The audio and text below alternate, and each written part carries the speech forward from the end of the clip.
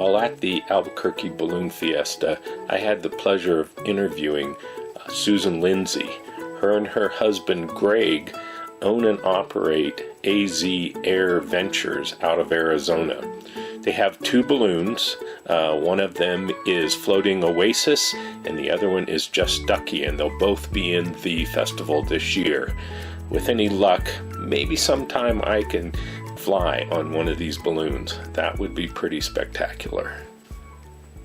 Around, you know, talking. Yeah. Probably. Kind Come here, of the take a way picture with me. they do. There you go. And what's your name? John. John? I'm a John too. Hi, John. We recruited John. Yeah. And then we, kept their whole family. Yeah. But we really liked him best. Yeah. Well, that's good.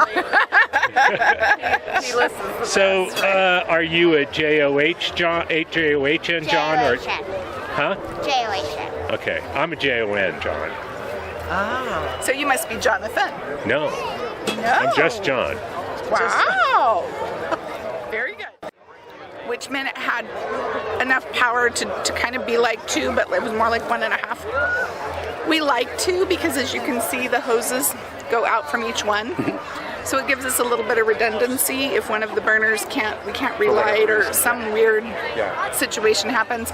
It's pretty uncommon for balloon equipment to fail. Okay, good. I mean, we wouldn't do it. Not for None very of us long, really anyway. like to fly or fall from the sky. And so, yeah, it's nice. So when we're, propane management's a big deal. Yes, of course. Of flying. Yes. And so we're careful that we don't burn we have a single tank on one. Yeah, right here. So we're careful we don't burn everything out of that. So we'll burn that side. We use this to inflate, and then we'll fly off of one of those tanks, and then when that's gone, we kind of manage both of those so that if there was a situation. And there's all the burner tanks. Right. So we have a really awesome story, though, I have to tell you.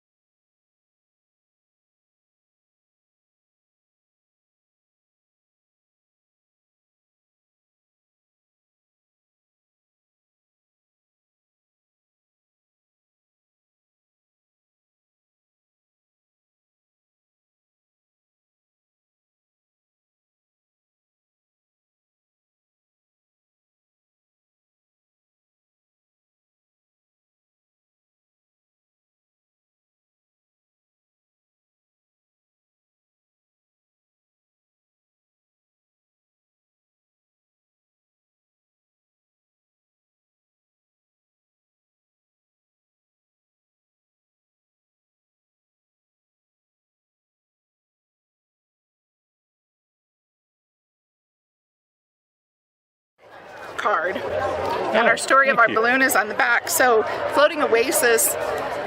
So Greg hated ballooning, my husband. I fell in love with ballooning after coming to Fiesta. I just said, I have to do this. This is like Magical Giant. Oh, this yeah. is fabulous. That was in 2006. So in 2007, I found a pilot. Nope, that was in 2007. So in 2008, I found a pilot and went, I just want to crew. Can I just crew? And I started crewing. And we're about 5.5 hours from here, and I would drive up here about twice a month just to crew. So, what does it take to become a pilot? So a pilot, we're FAA certified. FAA certified. Yeah. I always go FFA. I'm like, wait, we're not farming. And so it's the same thing as what it takes to become a regular pilot. So my husband's a fixed wing pilot. He was a fixed wing pilot before he was a balloon pilot. Hated ballooning, thought it was the stupidest thing in the whole world. He's like, you go out here, you look in the sky, half the time we don't fly and it's cold. I'll sleep in and I'll see you after you land. And so he's like, when I get in my plane, I get to fly when I want and where I want. So he just hated it. So I crewed by myself with pilots from 2007 to literally 2016. But somewhere in the middle, 2012, I got breast and ovarian cancer. And so I was like, I'm going to play the cancer card.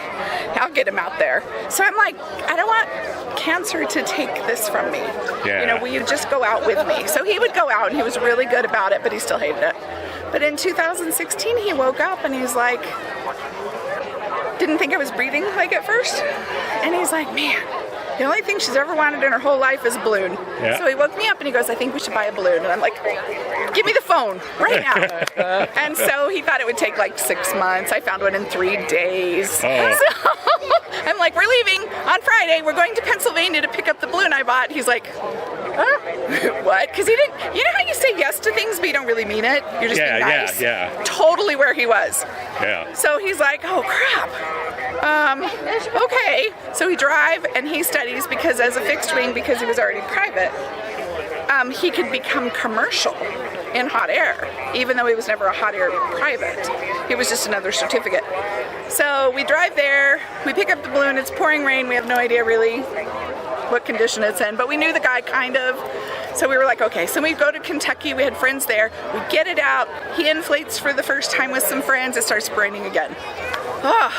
Put it all back, he stops in Oklahoma, takes his test, scores really high on his test.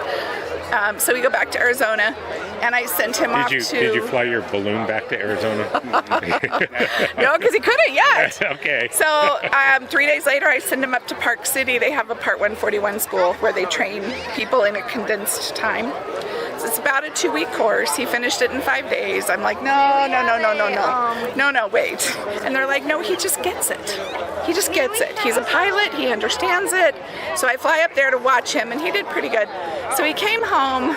Most pilots get about 30 hours a year, 52 weekends in a year. Weather doesn't always cooperate. We have other lives. From the middle of June to the middle of September, he got 100 hours. So we flew a lot. Yeah. By the time he finished that 100 hours, he realized it was a sport. So when you fly a plane, and this isn't taking anything away from plane pilots, but the most exciting part is takeoff and landing. Yeah. And the rest of it, you're kind of waiting.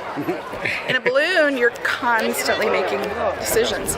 So once he realized it's kind of a sport and really engaging, he was all in. Yeah. And so he did that in 2016. And then I got my private in January of 2019 and my commercial in June of 2019. Oh.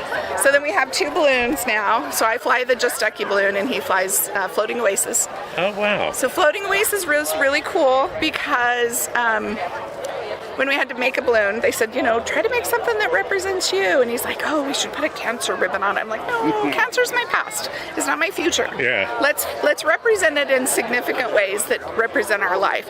So we go to Apache Lake, and this picture is the lake scene is the lake we go to. When we're not ballooning, we love to be at the lake in Arizona.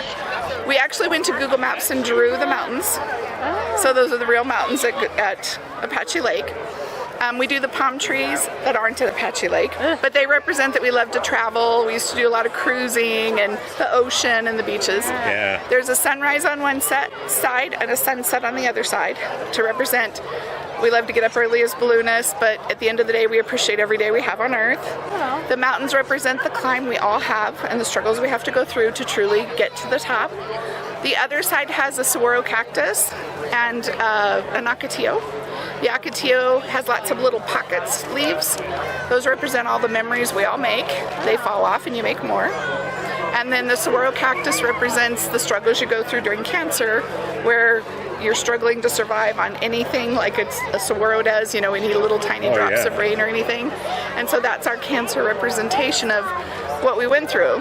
And so that makes up Floating Oasis. And it's kind of cool. So it tells our little story in its own little way. So are either one of these balloons the original one that you bought? So Just Ducky, you're gonna love this story. Sorry, we all talk a lot. So Just Ducky we bought, it looked just like this, but it was a different balloon. And it had loons on it. And when we bought it, it was called Heirloon. Well, that's cute. So we take it to Arizona from Pennsylvania. Actually, he lives in Maine. And they used to live in Albuquerque. And so we wanted the Southwest colors to represent him and the loons to represent his wife, because she was from Maine. So he goes up to Maine. They design this balloon, we buy it, we take it back to Arizona, and everyone's like, heirloom, like Looney Tunes? Heirloom, like, what do you mean loon? What? I'm like, they're ducks, okay? They're just ducks. So I called my friends. I said, is it bad luck to rename a balloon? And they're like, no, not at all. People do it all the time. I'm fine. They're just ducks. So it became Just Ducky. So a lot of people don't. Well, Greg wanted ducking around. He wanted duck you. No, sorry. It's just going to be ducking, just ducky. So balloons are consumable, and a lot of people don't know that. So you can only put about 700-800 hours on a balloon before you have to. So you know a rubber balloon, if you blew it up and let it out, and blew it up and let it out, blew it up, you know how it would get crackly? Yeah. Or if they get old as rubber gets old? Same thing with a balloon. Oh. And so when the ducky we bought, the heirloom we bought, wore out, then we had another one made, but we put real ducks on it. But we made it the same way. Do the balloons have to be treated like after so many hours, or? There are some manufacturers, there's only about 3 or 4 manufacturers of balloon. There are some manufacturers that allow you to do a coating on the inside. The manufacturer we have for our balloon does not. And that kind of keeps it from being too porous, so you can last a little longer. But it's up to who builds the balloons, whether they let that happen or not. So. Wow.